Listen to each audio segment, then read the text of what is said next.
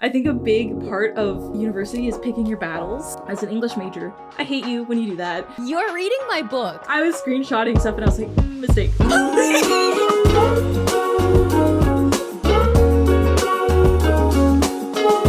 Hi guys, welcome back to my channel. This is going to be a really fun video because I have my best friend with me here today.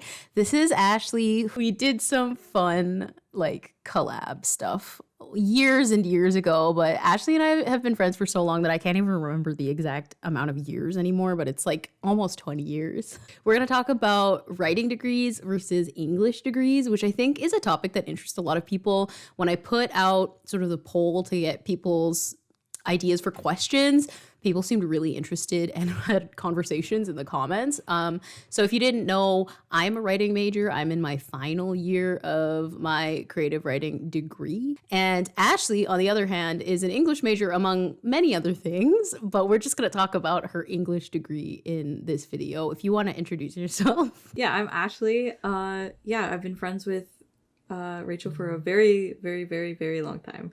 But yeah, no, I'm an English major. I'm also a geography major.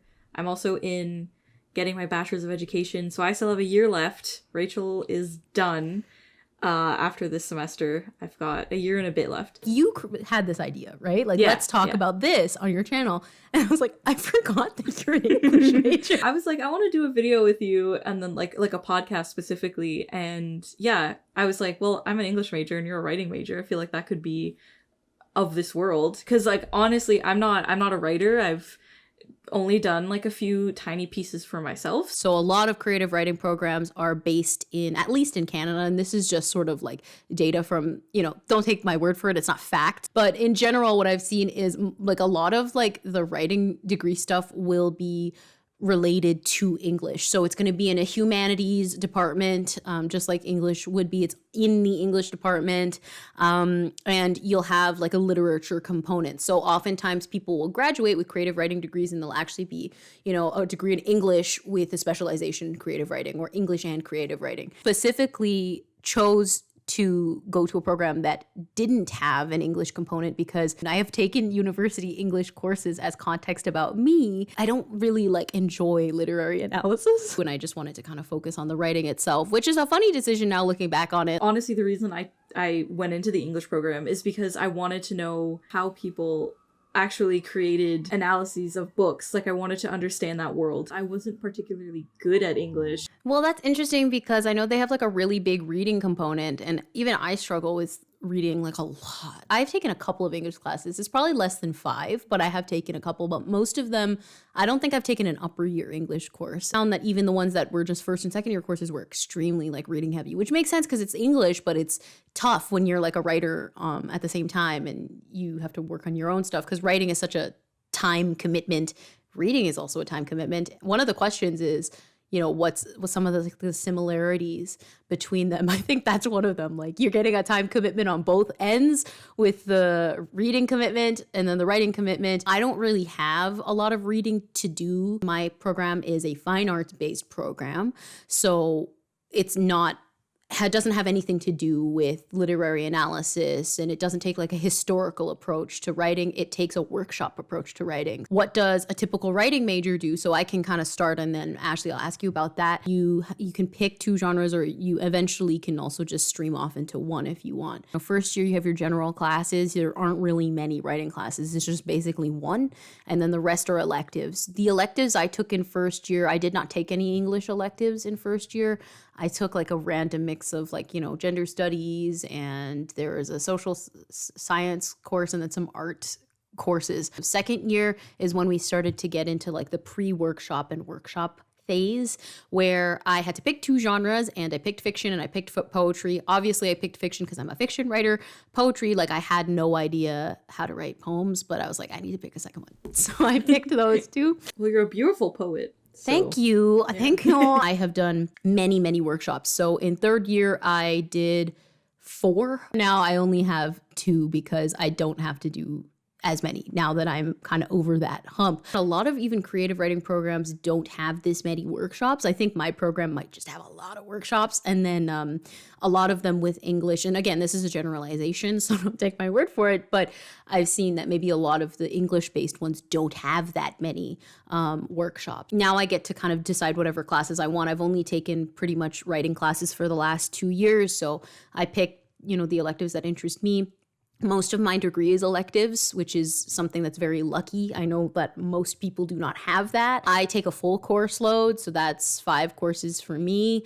Thank God I am almost done because I'm getting tired. A lot of my daily tasks are going to be doing critiques. For poetry, I'm doing, upwards of 10 every week, handing in a poem every week. And for fiction, it's about 2 every week. And handing in, over the course of the semester twice. But it's a lot of reading other people's work and a lot of critiquing the work, but not analyzing the work. It's more trying to critique the craft and break that craft down, which is something I talk about on this channel. I was just curious as to like the hours that go into what you do. I think people would be interested in knowing like exactly how long it takes to do critiques. This is a good question. That's probably a good a part of a decision going into these degrees. Is right. Just knowing like, okay, well, how long am I expected to be working on these classes?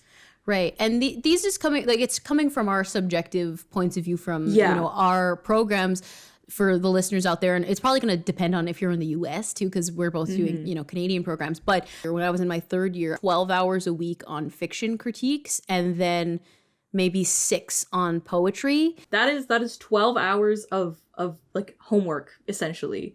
Like, that's what that is, assignment time. I had to write stuff in an additional 2 hours every week for poetry in particular. The class itself was several hours long. It's like 6 hours a week between both of them on top of my other classes. And it's not including other homework from other writing related classes. This year, in my 4th year, things are chiller and my workshops are a bit smaller at least. And I've also put a lot more boundaries because I think something as a writing major that you have to learn is setting up the boundaries so that you have enough space to actually work on your stuff. Don't regret anything necessarily that I did in 3rd year because it really has made me if I should say so myself, a really great editor. I think I'm fantastic at editing things now because I had to do so much of it all the time. But I probably spend about half that time. It's not nearly as much. But it's also keeping in mind that your program has more workshops and probably doing more of this.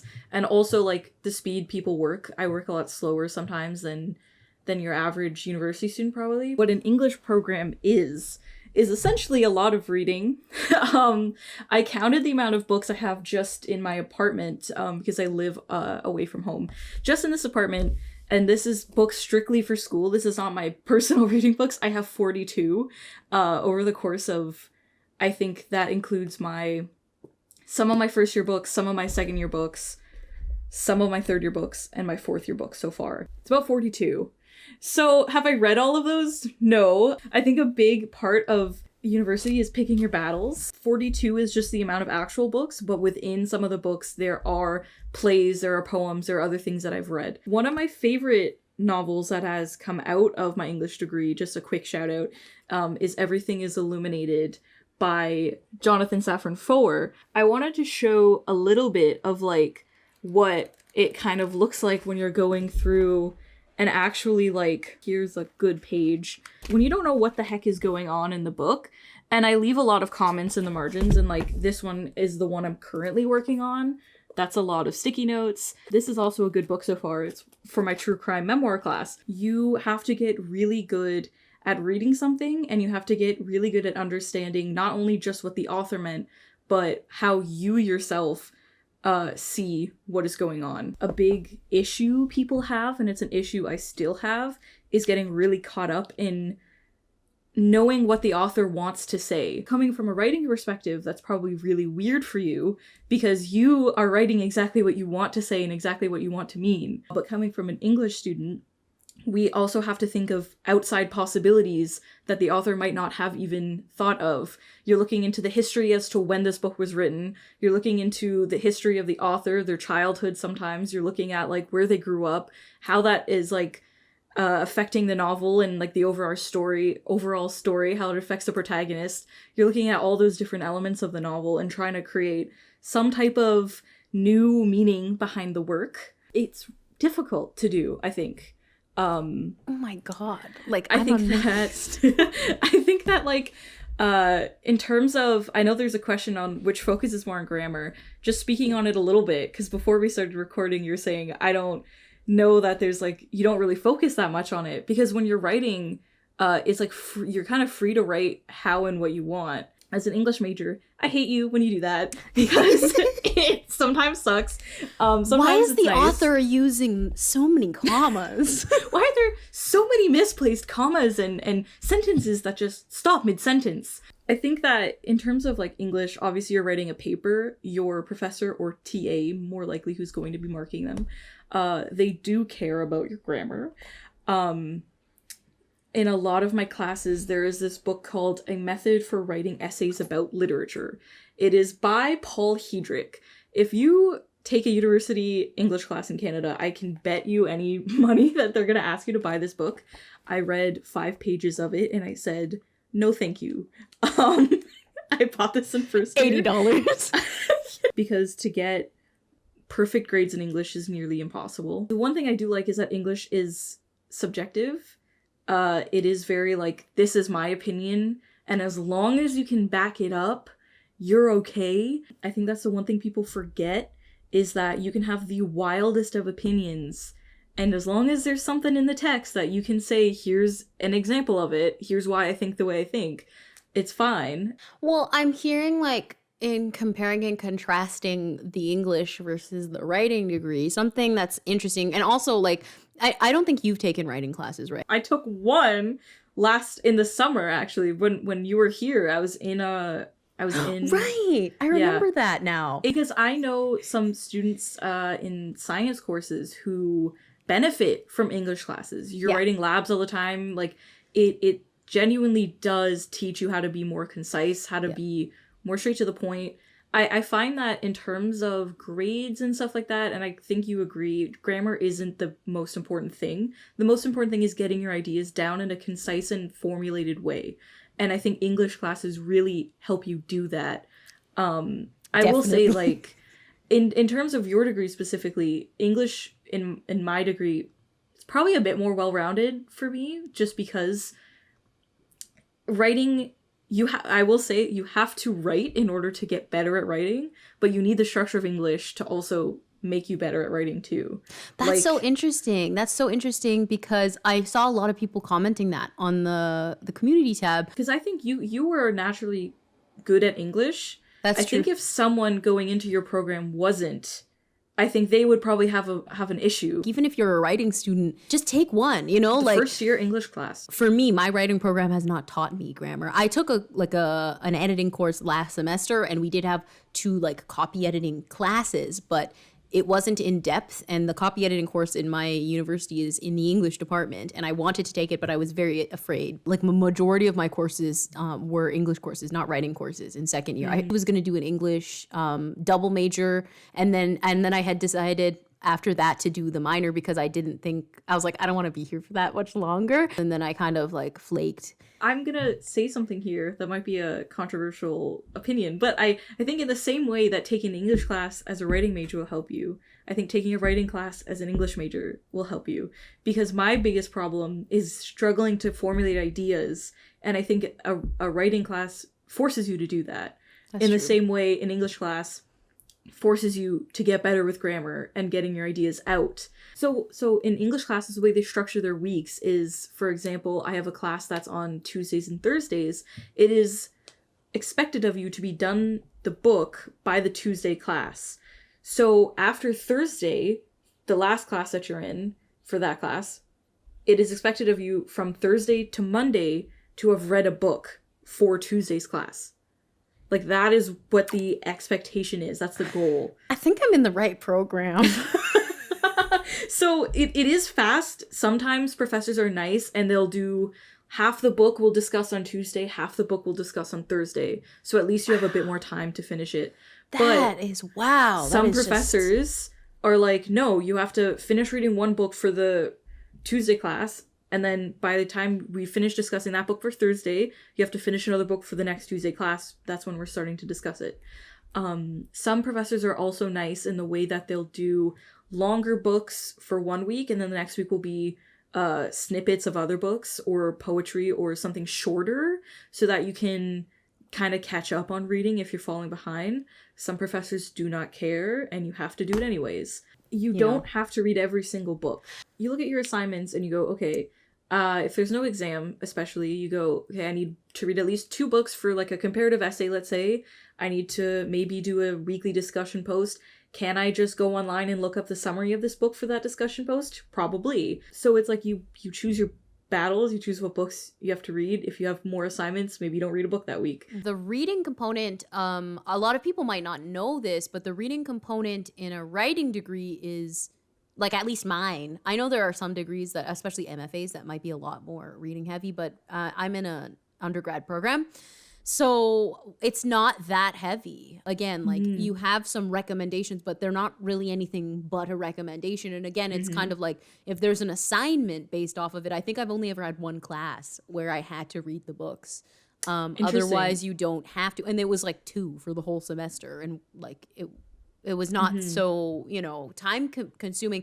So I find like that was what I struggled with when I was in English courses, was like the time commitment of writing essays on top of the time commitment of having to read the books was really tough for me. And I mean, I'll say this, if by the time you get to 3rd or 4th year, I was doing this in 2nd year, you write an essay in a night, if not sooner than that. I write my essays night before. Sometimes they're not short essays. One of my classes, we had to write 10 pages of stuff, and I did that 2 days before the deadline.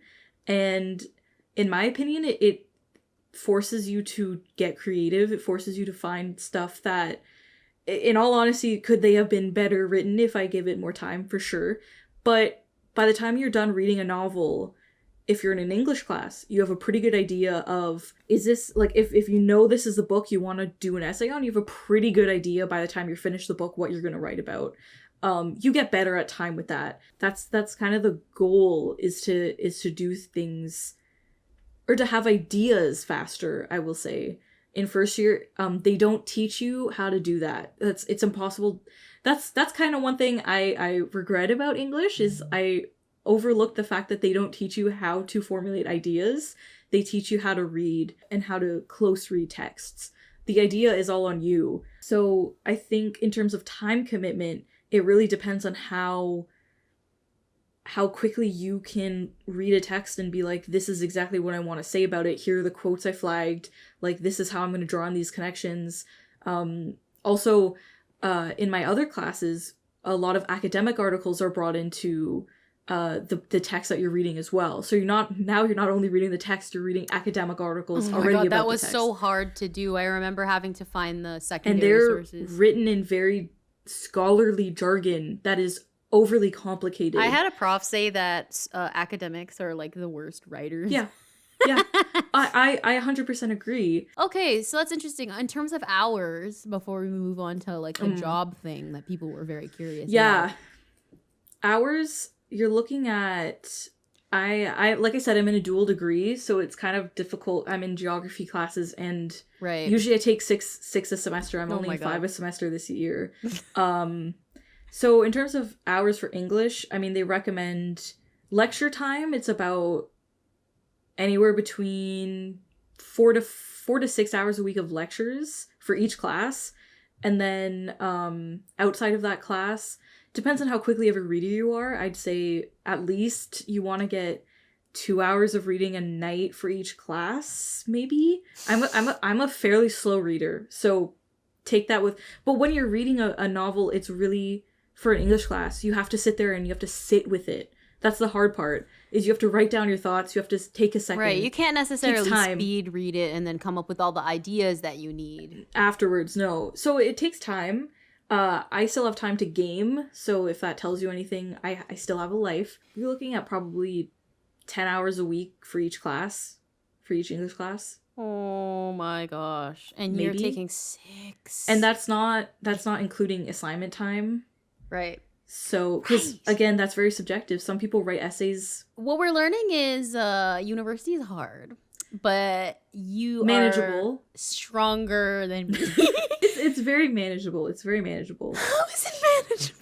Well, because sometimes you don't go to a class because it's not worth it, and then Right. you read while you're missing that class, and then sometimes I'm also a night owl. I, stay up till 3 in the morning doing work. That's when I do my best work. Actually, you're saying you do 2 hours. I actually used to spend about 2 hours on each story, and I had four a week. For a week, so That's 8 hours of, yeah.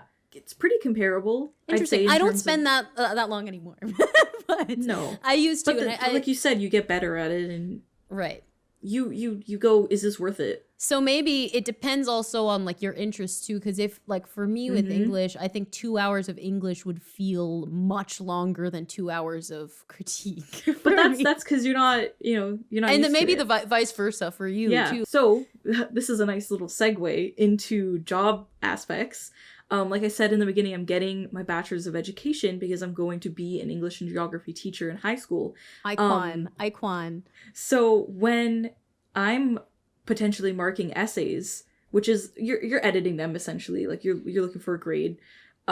English teachers do not go into depth into what you did wrong. They will circle something and they'll go explain, or they will highlight something or underline it and they'll go why. You're not expected to give a huge reason as to why this is wrong.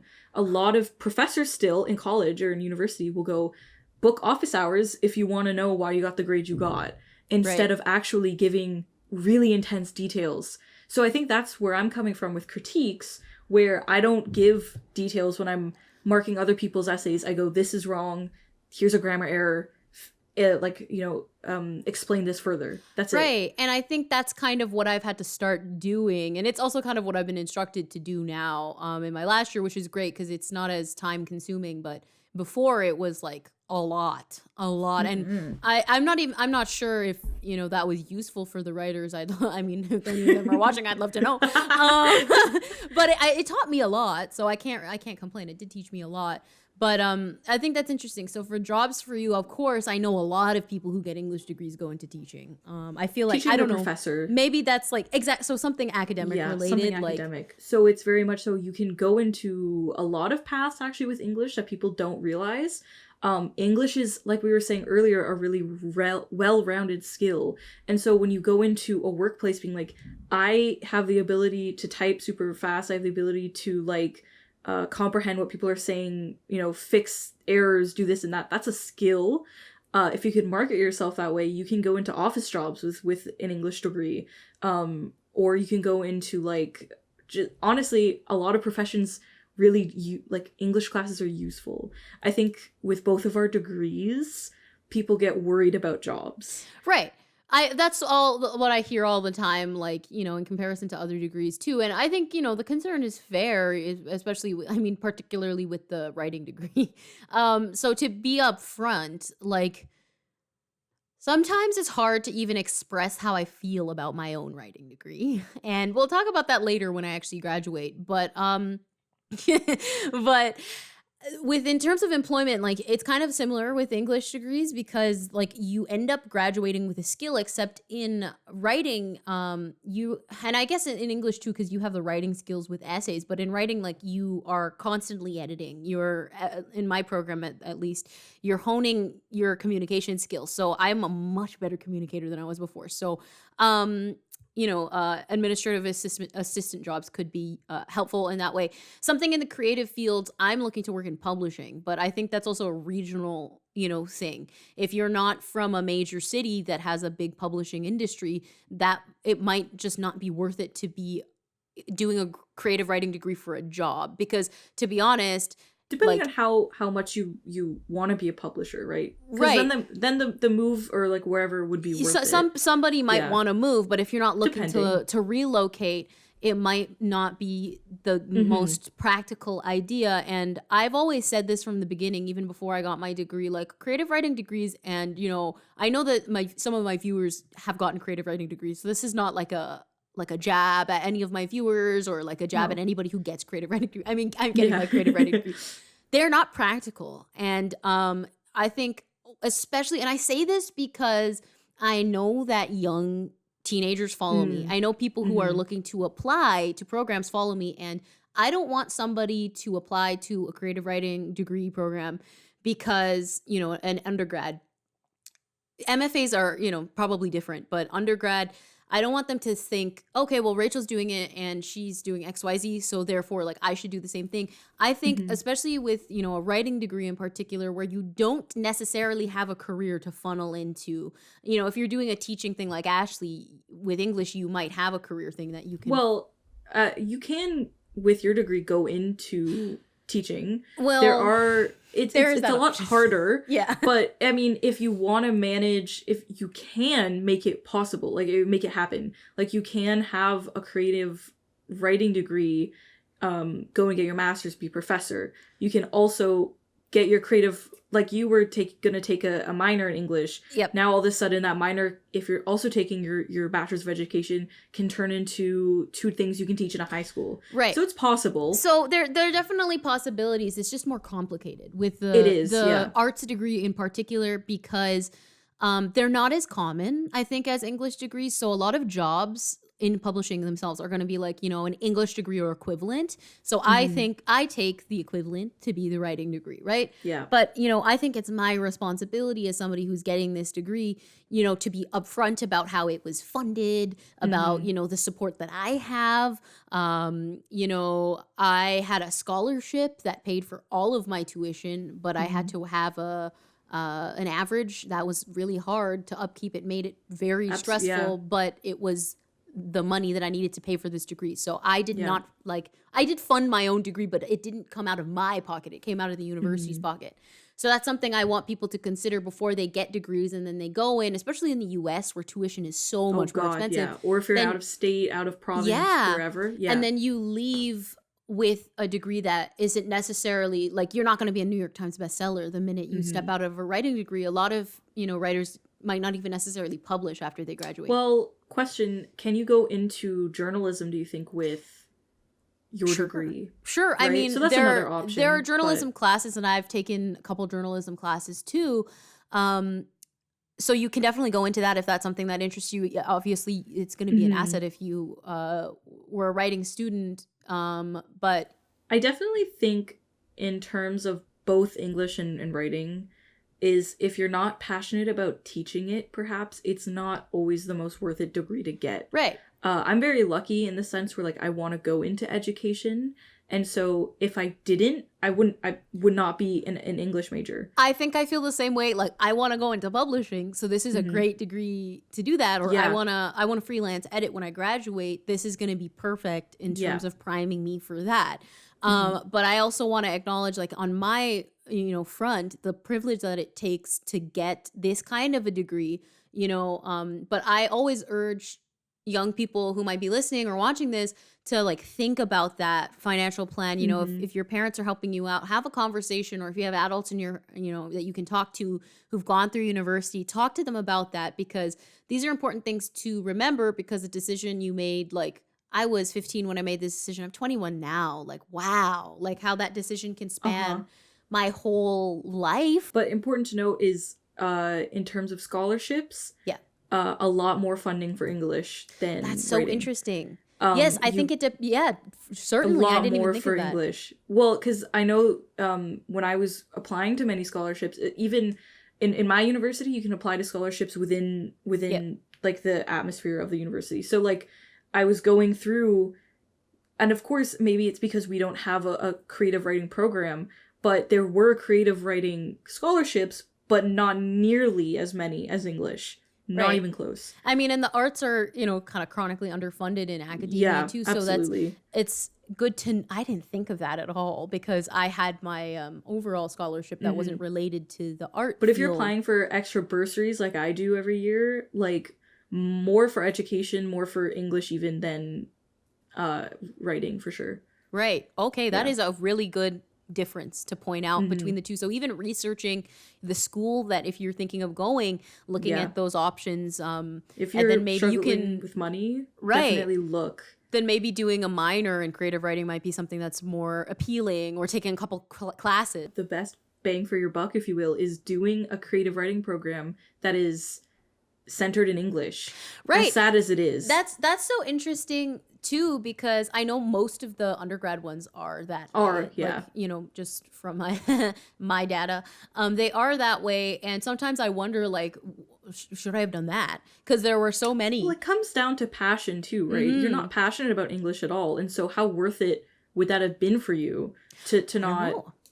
You know, these are all questions you have to consider. And especially if you're going to university straight out of high school and you're 17, it's going to be hard to contend. And, you know, we were 16 when we started 18. Looking at schools. Remember? We were like overachievers looking like really early. So if you're super young, you kind of have to be. Yeah. It's a good idea to start researching. Like, for me, I was very set on going to a different university closer to home.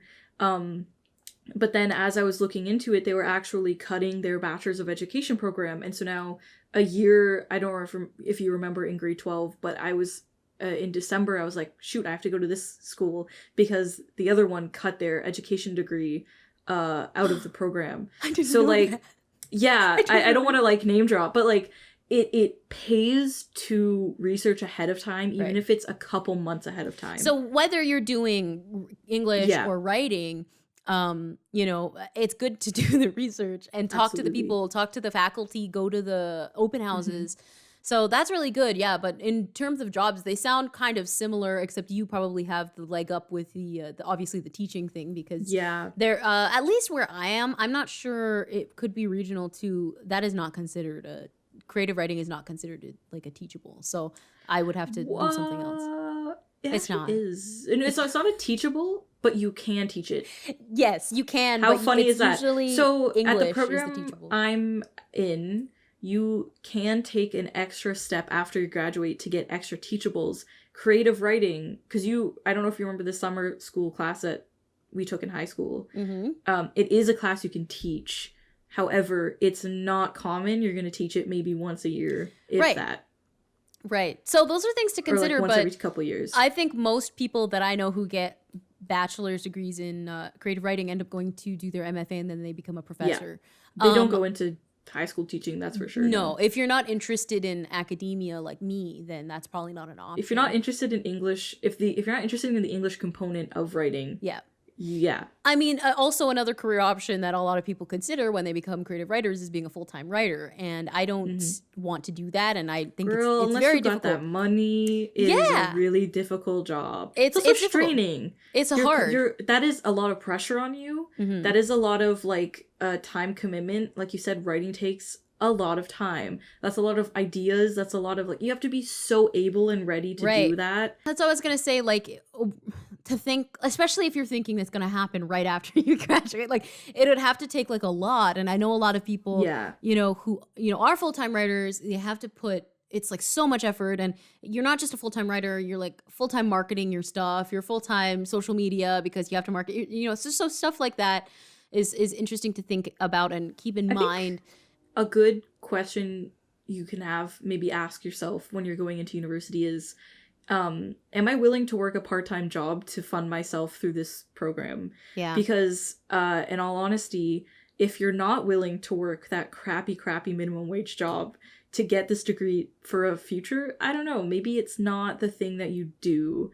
Because, if I wasn't going into education, I know some people who are just taking an English degree for fun. I would not be taking English. I would not be putting myself through university just to do this. Right. If I wasn't having the extra, there are jobs in English programs, but it's like you said, it's very similar to writing where like they're specific jobs. Yeah. They're not you're going into the sciences, there are a plethora of opportunities for you. Like you can work in museums, you can work in libraries, you can work in schools.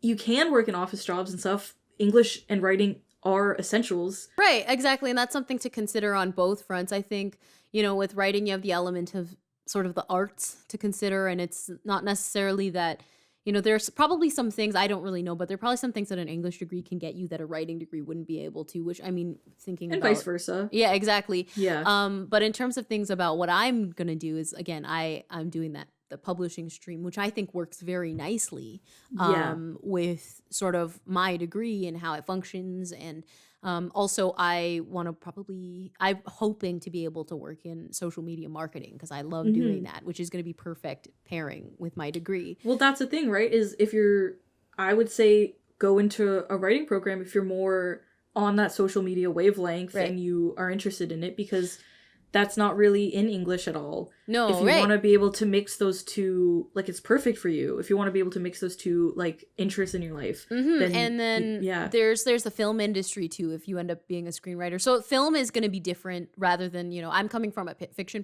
perspective. So of course there's the whole film industry that is available to you. But those are kind of, I think, the two biggest industries I can think of that aren't, like full-time writer that you could kind of fall into that are related creatively. It's something to think about and to make sure you have a plan. And with both, I think, especially writing, at least, getting involved with other things. Like I run a literary magazine, which is on campus, which I wouldn't have been able to do if I didn't come to this program. And it's taught me invaluable things about publishing that I hope are, assets for when I'm looking for work.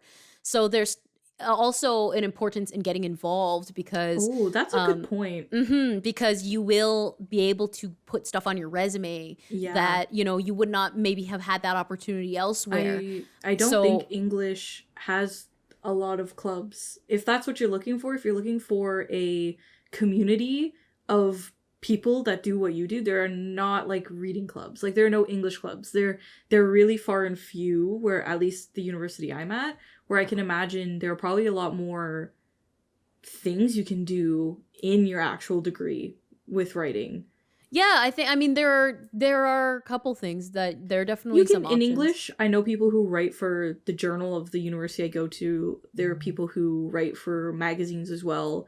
But those, I can imagine you'd have a much more community feel in a writing program than you do in English, perhaps. Definitely, because you can get involved with the newspaper, because a lot of campuses have newspapers, or you can get involved with magazines like I did, or you can get involved with, other clubs that might be writing related, but things like that, or putting yourself out there, participating in readings, things that are going to create connections, is something to make a fine arts degree more useful at the end of it. Probably better networking. Exactly. I would say, yeah. And I hope that people who know me use me as a networking opportunity if they need me, because it's important that we're creating the connections and maintaining them. But I think the last question that we didn't cover was like which leans more into literature, which an English program. seem to be like which do you read more? 100%. I at least. And these are all just based on our experiences in university and our programs. But I would say compared to Rachel and I, for sure me, just in terms of straight, like, not only are we reading more literature, we're analyzing more literature, I think. We're not necessarily, like, you guys don't pick up a book and... Not in my program. No. Like, we'll sometimes go through stories and talk about them, but like I'm saying, like, my program is super hands-on. It's like you're actually like constantly doing something. You're writing, you're critiquing. Like it's very active. Not all writing programs are like that. So again, visit them and talk to people because they're going to differ across the boards. I feel like maybe this is an assumption, but maybe English programs are like more regulated sort of throughout, like everywhere you go. They might just be more similar, but writing programs are so different. So check, especially if you're, in Canada and there's so few of them, you want to see how they all function. I would say especially go to whatever university you're looking at, search up English classes that are happening in that semester. Because sometimes English classes are straight up boring. I didn't get, and not until third year did I get to choose English classes that I actually wanted to take. I follow much more of a contemporary literature route. I hate Shakespeare. Don't like anything Middle English. Don't like anything that I can't read pretty easily. I don't like that time period. I hate the romantics are the romantics. I like them. But I'm much more of a contemporary English gal. And so I think that's also important, is you're not going to get into those until third year, if that even, because first year and second year are just general year-long English classes. Wow. So that's another important thing. But now, for example, you might look into third year courses that at the university you're looking at, and like I'm taking a true crime and memoir class, which is really interesting. But again, look into what classes, what writing classes, what English classes those universities are offering. Look into the professors, because if you are reading about professors, and I don't know about you, I've had the same professor multiple times in my... I'm very glad to have not had a terrible English professor, but if you're going to be encountering these people throughout your whole degree, that's another thing you have to keep in mind as well. Like how well you're going to fit into the life of the school that you're going to. Be aware of the faculty. See if Please you can email look them up. Yeah. Yeah.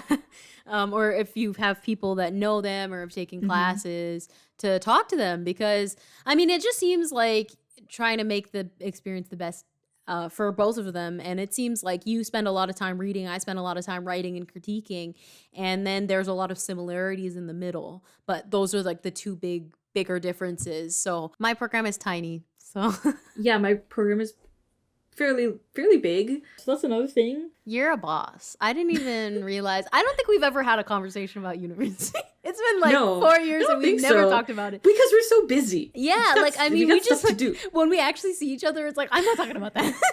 No, I want to be outside of that world. Yeah. No, so this is so good. I feel like I learned so much, and it's also like interesting, and in some ways, like I regret my decision to study what I'm studying. I do. I've talked about this a lot. I've been talking about this in second year. For many different reasons, and I can make an entire video on why I regret my writing degree. It's important to point out the flaws of these programs. Right, and it's nothing personal to anybody that I've met, and I've met some fantastic people, and I've had some amazing professors, and I've learned some fantastic things, but it's interesting to hear your experience and then my experience and think of like, what could have been, but then also looking at, you know, what is, and then the skills that I have, because I'm leaving with you know, a lot of skills, whether you know I've developed them over time or if I've picked them up elsewhere. But this was a great conversation, and I hope that people who did both or did either or have, you know, can weigh in the comments, or if you're interested in doing one or the other, has this swayed your opinion at all? I hope it helps someone make a decision. I know we've kind of been saying that they're kind of similar in terms of job prospects, or kind of similar in terms of like hours you're putting into it. But, you know, the meat and potatoes, if you will, are very different. Because like you said, you're spending more time critiquing and writing, and I'm spending a lot more time reading and analyzing, I would say. Right. So, I mean, those are skills to consider, too. If you're not a reading and analyzing person like me, it might be kind of tough. Or if you think your university will teach you how to read and analyze, oh my goodness, not really. So, like I said, in ideas on you, analyzing kind of on you, reading on you. They teach you how to like close read a text, like maybe once. If you could hypothetically, like you're playing Game of Life, and you could hypothetically choose either or, which one would you do, or would you do a program that does both? Because I know a lot of people did that. Yeah, it's more common, I think. Yeah, it's very common to do a program that does both. So let's like talk about it in the comments. But thank you, Ashley, for coming. This was fun. Yeah. If you want Ashley to come back, what should we talk about in the next one? You let us know in the comments. Keeping in mind that I am a gamer who does not socialize a lot, and I am in geography, English, and education. We can talk to her again. You're reading my book, so you should close read a passage. And oh my goodness, that could be an idea. Close read a passage, and then I'll see how accurate it was. Yeah, that's a good idea. I mean, I'm not gonna lie, there have been a few grammar mistakes. Listen, it was a first draft. I wrote 10,000 words of that book in one day. I was screenshotting stuff, and I was like, mistake. You gotta send me that. You have to send me that. Okay, well, thanks guys for listening to this. Thanks for having me on. The recording here, but we will see you hopefully in another collab. So give Ashley some love in the comments, because she's the best. Thank you. Okay, bye guys. Bye.